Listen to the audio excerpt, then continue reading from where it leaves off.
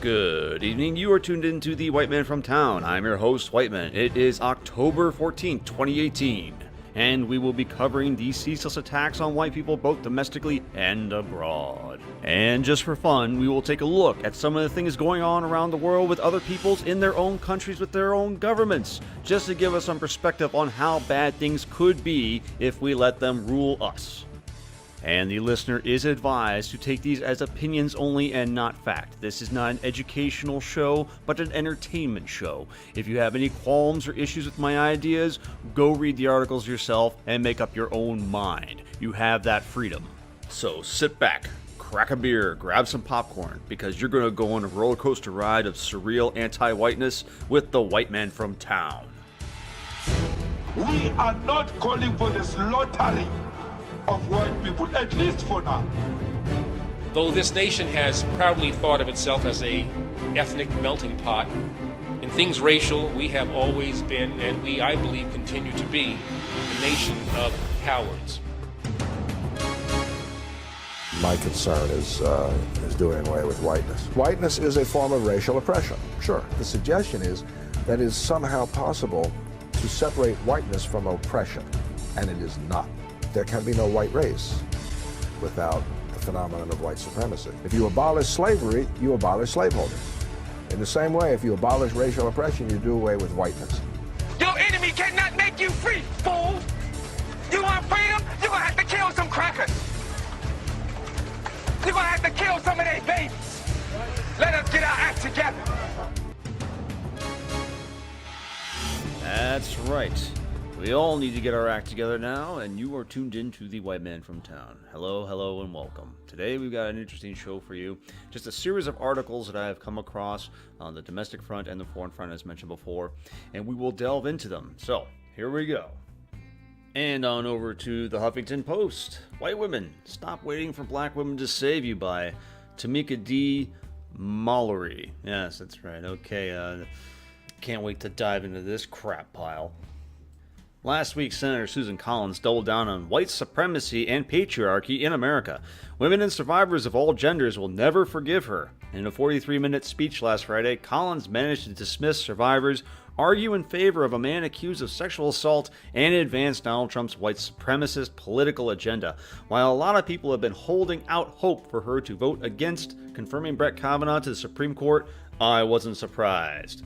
She goes on to say, like many people of color on a good level, I expected this outcome. We've seen the system and white women fail us over and over again. Sounds like a dependency issue if you ask me. She goes on to say, after listening to the senator's speech, I joked about welcoming her into the movement, but of course she wouldn't do anything like that because people typically impacted by the automatic criminalization are not white conservative men. Statistics. It's time for the 47% who voted against Trump to collect their white sisters. We need them all to choose us, their fellow women, over the white man who hurt all of us, but who grant white women a little bit of power along the way. And a final quote from this lengthy and drudgerous article. We need them to get comfortable with discomfort, to check their fellow white women when they prop up white supremacy and white male patriarchy, to sacrifice their bodies and support our work with their dollars as well as their voices. That means showing up and showing out, but also centering and lifting up our voices and experiences. It means voting for women of color who will fight to end rape culture, white supremacy, and patriarchy. Man, I can just hear the high heels clicking of white women rushing to the ATM machines with their bulletproof vests on to take the first shot for these guys. I mean, they're going to leave their husbands and their children and play point man for these disrespectful, arrogant ingrates. You know, I'm not even going to do the research, but I suspect a lot of these people are total spinsters. They don't actually have anyone in their life, and they don't have children. If they do, well, it's probably pretty stark and dark for those kids. Frankly, the reason why white women are not interested in helping you out is because they have families. They have a good life. They live in a fairly homogenous area and they don't want your problems. The reason why they support the patriarchy is because the patriarchy is good to them. The patriarchy is loving to them. Their children are loved. They are fed. They are taken care of. The husband is faithful to them. They don't depend on the state. And the fathers of this patriarchy would gladly lay down their lives side by side, protecting their children, their property, their wives from people like you. The disgusting, arrogant tone of "you owe me, you better put your life on the line, you better open up your fortune to us because we simply can't do this without you" is very telling. I mean, you cannot feel good about yourself. You cannot feel like you have any power in the world because you are still dependent on white people to do your fucking job for you. Sorry for the F. Thank you, Tamika, you esteemed social justice leader, advocate, and activist. Ugh. It's good to know what you really think about us. Thursday on CNN Situation Room, network host Don Lemon called hip-hop star Kanye West's appearance in the Oval Office today a minstrel show. Lemon said, "I have no animosity for Kanye West. I'm just going to be honest. I may get in a lot of trouble for this. I actually feel bad for him. What I saw was a minstrel show today. Him in front of all these white people, mostly white people, embarrassing himself and embarrassing Americans, but mostly African Americans because one of them is sitting either at home or with his phone watching this and cringing." Well, I guess good old Don is menstruating about a minstrel. He added, "I couldn't even watch it. I had to turn the television off because it was so hard to watch the President of the United States exploiting him. And I don't mean this in a disparaging way. Exploiting someone who needs help, who needs to back away from the cameras, who needs to get off stage, who needs to deal with his issues." Are you getting the impression that he believes he's suffering from some kind of mental issue? Well, on that we agree. This article implies exploitation. And to be totally honest, Kanye is exploiting the president's exploiting him, and CNN and Don Lemon are exploiting everything they can racially, but it's falling on deaf ears more and more every day. The thing with Don Lemon and all his ilk is that they are in a bubble. This is something, it's a basic bitch talking point, but in that bubble, all they have is this racial hatred that they can gin up with each other. Frankly, a lot of people are just not buying it anymore, or if it goes in one ear and comes out the other. Kanye is doing a political move as well as a financial move, I'm sure. You know, he's trying to stay relevant and trying to stay in the limelight. Trump doesn't need all that. But you know what? Might as well use Kanye to his benefit. I mean, let's just be honest. In this multicultural mess, Trump could use the black vote like he did to get elected for other people who are going to be elected in the midterms here, you know? So, not a bad exchange. But that's not what this story is really about. What this story is about is that Don Lemon can't stand to see black people and white people getting along on any level. It's just not going to work. And he's not going to stand for it. He's going to use his power, he's going to use his position in order to push his agenda about racial hatred. You see, Mr. Lemon, you don't have a job if you don't keep pushing these points. In other words, you are typecasted. You're not going anywhere. This is all you have, and this is all you can do. On a final note, considering that Kanye is worth $250 million, it's kind of hard to consider him an Uncle Tom. Also in Breitbart news, former actor Arnold Schwarzenegger, 1980s icon and Mr. Olympia, has gotten in some trouble and cut completely. Arnold Schwarzenegger used to tell the joke that only girly men opposed energetic capitalism and traditional American values, but now the former bodybuilder, Hollywood star, and California governor is apologizing for popularizing the phrase. And further on down the article, but since the day he took over as the Golden State's chief executive, Schwarzenegger slowly but surely started straying from the very style that so enthused his supporters. And now it seems that the governor has completely abandoned his masculine terminology. Jesus, what's happening in this country?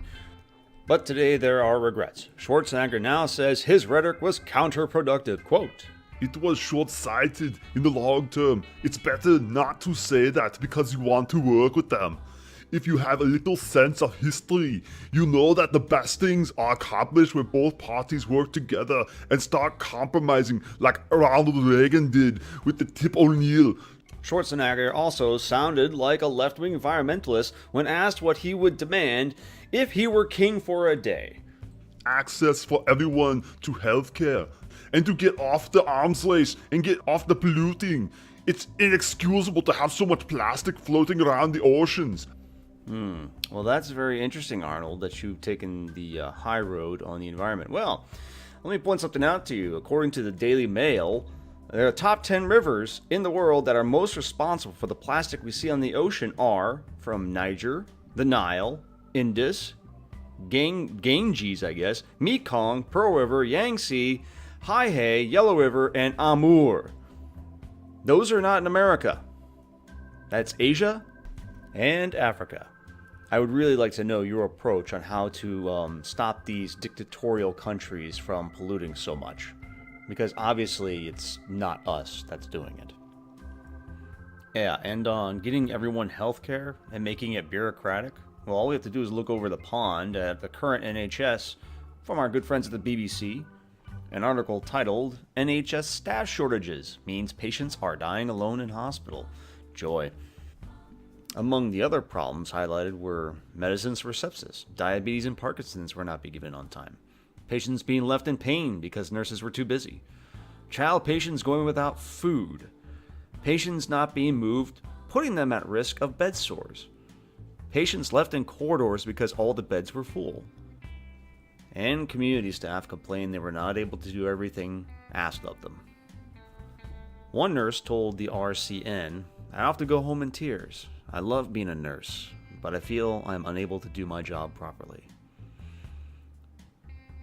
Yeah, get everyone healthcare.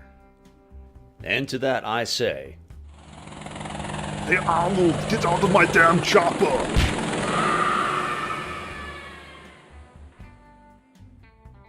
and here's a lively one from Salon. Oh boy, you're gonna love this, guys. GOP chairman resigns after saying Native American candidates should be sent to the reservation. Kansas Republican Michael Colney has resigned from his position as precinct committeeman after he made racist comments about Kansas Democratic congressional candidate Sharice Davids, who is openly gay. Again, imagine my surprise. Earlier this week, Connolly wrote of Davids in a Facebook post. "Your radical socialist kickboxing lesbian Indian will be sent packing to the reservation." Come out swinging, buddy. In apparent reference to her Native American heritage. Davids is a member of the Ho Chunk Nation. Oh, Ho Chunk Nation? Okay. Do they have to do the truffle shuffle as a rite of passage? Oh, nice one. Nice one. All right. So Collier goes on to say, "Little Miss Pritchett, you and your comrade's stealth attack on Yoder is going to blow up in your leftist face. The Republicans will remember what the scum Democrats tried to do to Kavanaugh in November. And damn right. But unfortunately, our good friend here lost his job because he was being honest. You know, sorry, man. Didn't hide your power level long enough. But hey, you know, come the ethno state, we'll give you a job. No worries." And in a two-faced backstabbing manner, C.J. Grover, a spokesman for Yoder, condemned Colony's comments, saying Kevin Yoder doesn't believe this type of rhetoric is appropriate at all. It's unacceptable. These kind of nasty personal attacks are all too prevalent in politics these days, and it needs to stop. Well, who does it need to stop for? I mean, the guy is not wrong. Where's the lie? I mean, frankly, these people are not our friends, and they make it abundantly clear all the time, and they tell us how much they hate us. And the moment we strike back, we lose our job? Bullshit. I bet you $10 this woman's going to be hawking all kinds of bad nonsense about white, straight people, and mostly male, I'm sure. I mean, their rancor towards us, their vitriol towards us is out in the open, in the media all the time. We need to start demanding that they lose their jobs.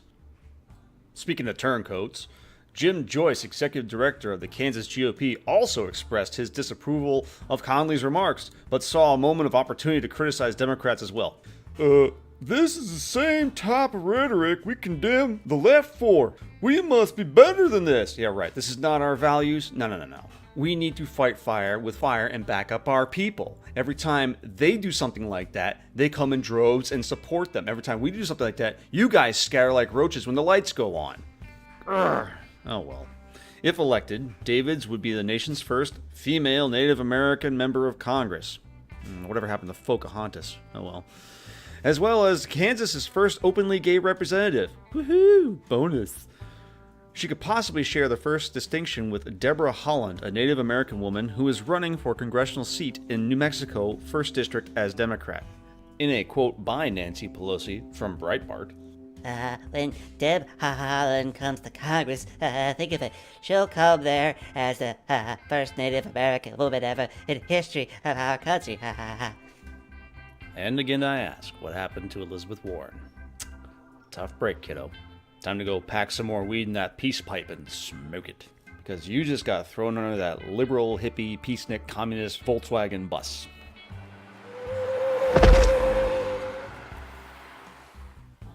And going back to Breitbart, a truly sad story. 2 men are accused of raping a 9-month-old girl in Tennessee and taping the horrific event. A grand jury indicted Isaiah Dequan Hayes, 19, and Darius Jumar Ice, 22, on Tuesday for multiple charges, including aggravated rape and aggravated sexual exploitation of a minor. Let's be honest. I don't even have to tell you what group these people belong to. You know exactly who they belong to, and they do this stuff in their ancestral homeland, even to today. For example, from CNN.com, infant rape crisis jolts South Africa. Johannesburg, South Africa, a wave of infant rapes has left South Africa shocked and outraged. In recent weeks, authorities have reported nearly a dozen rapes of infants. A 5-month-old girl was the latest victim. 2 male subjects, one 17 and one 24, similar age range oddly enough, were charged with a crime. After emergency surgery, the child expects to live. More than 21,000 cases of child rape were reported to police in 2000. That was 18 years ago, people. 18 years ago. I doubt they're really keeping good statistics today in 2018. It's unimaginable that somebody could be so monstrous. A child is a beautiful thing, but they don't seem to think it that way. They think it's something to be used. They dehumanize a 9-month-old child. May they burn in hell if it exists. And you know, that's what's really interesting about the people in our situation, is that we can empathize with the child. We are full of empathy. But it's just another example of how we cannot coexist, because such acts are abhorrent to us. It strikes us at our soul. Due to the frequency of these events, it only reinforces the need for separate homelands. You know, they stay in their country, we stay in ours, because this is not who we are. And to close out on this disgusting article, the arrest comes days after Michigan investigators discovered hundreds of videotapes inside an accused rapist home. Authorities believe there may be hundreds of victims linked to these tapes. Again, that's who they are. That's what they do. All right, well, let's get away from that garbage and let's try something else, something nice and fulfilling. All right, ABC News has got something good for us here. A little bit of a nice white pill. Police kick in door to help mom resurrect newborn baby and deliver her twin. 2 Minnesota police officers are being hailed for resurrecting a baby and delivering her twin after responding to an emergency call this week. Nicole Mickelson was home with her 2-year-old son when she went into labor after taking a shower early Tuesday morning. She called her mother and her husband, who left early for work, to inform them about her situation and then called 911. Quote, with a swift kick to the door, the officer forced entry into the house and found the mother had just given birth to a baby girl. The police department said in a statement the newborn was in the mother's arms and not breathing. Oh, that's frightening stuff right there. Upon their arrival, one of the officers immediately went to perform CPR on the baby that wasn't breathing. The officers sprang into action and began CPR on the newborn baby girl, clearing the airway, giving mouth-to-mouth and compressions until she came to life with a familiar newborn cry. Oh man, isn't that heartwarming? I mean, that's what our people are about. Life, love, family, you know, respectable officers helping the community out. I mean, this is good stuff. This is what we need. After helping baby Anna breathe, the officers helped deliver Mickelson's second daughter. Dealing with both resuscitating a baby who can't breathe and delivering another baby at the same time is an extremely rare thing, the police said. Quote, as a chief, you want to make sure you give your staff the necessary training to do their job, and hope they recall that training when the need arises, Wyoming Police Chief Paul Hopp said in a statement. You know what, Hopp? You should be proud of your people. They did a good job. I mean, that's what we expect of a state official. And hey, to you, the listener, you have to admit, that guy's probably glowing about his men right now. I mean, they make him look good, you know. This is a good thing for their department, his career. And hopefully they'll continue to try and push that angle, you know. And these officers definitely need a good pat on the back, because now this is a family of 3. That's 3 white babies that are in this world, and that is growth. We can all learn something from this family, hopefully not have their troubles, but at least try and assimilate this success. And straight from ABC to you boys in blue, an autopsy report says a black man killed by a white Tennessee police officer died from 3 gunshot wounds that hit him from behind. Nashville District Attorney Glenn Funk secured a warrant last month charging Officer Andrew Delkey, or Delk, however you pronounce it, with criminal homicide and death. Surveillance footage appears to show Delk chasing Hambrick and opening fire as the man fled from the officer in July. It's important to note, authorities said the incident, which occurred around 7 p.m. on July 26, began when Juvenile Crimes Task Force officers were searching for stolen vehicles and spotted a car traveling in an erratic pattern. The TBI said that an officer attempted to stop the vehicle, but the driver fled the area. Delk then encountered the 3 male occupants of the vehicle in the parking lot of an apartment complex a short time later. Well, ladies and gentlemen, I will tell you, I've seen the video. And that dude was hauling ass away from an officer who probably told him to, I don't know, get on the ground and hold still. If you're fleeing an officer and you're a danger to the community, they have the right to shoot you. I've seen cops use their cars to run over people who are a threat to the community. Now, apparently, later on, a pistol was found at the scene of the crime. Go figure. I'm willing to bet that, I don't know, Officer Doug probably saw that, you know, and thought maybe, somebody might get hurt if I don't stop this guy. Hey, look, Officer Delk, good luck. I mean, you're a patsy right now. We've seen this before. We see it again. Hopefully, the evidence will come out, and it'll come out in your favor. You know, I'm not going to say I know what really happened out there, but it sure sounds like you're probably innocent. But once again, they have to take a young white officer and throw him to the wolves and then make him run the gauntlet and, I don't know, put him to bed without dinner. All in the name of diversity and equality. And from Mayor David Briley, no mother should ever have to marry her 25-year-old child, and our police should only be required to make a snap decision to discharge their weapons when absolutely necessary. As he said this with 2 large black bodyguards next to him. You know, gotta look inclusive, guys. I mean, is it funny how after these events they have to dust off minorities and like put them out front and be like, hey, come here, you put this new uniform on here, go out there and look sharp, okay? I need you next to me, we got a problem. You know, it wouldn't look very good if we had a whole bunch of white officers up here, so, you know, optics, fellas. I mean, I'm honestly surprised that they even bother arresting these officers or putting warrants out for them, because so many of them are exonerated eventually because they have chest cams, they have other witnesses that come forth, and the end result is that the officer gets off and they still throw a riot like in Ferguson or whatever have you. I mean, how hard can it be to learn that if you run from a cop and you present a threat, they're probably going to shoot you?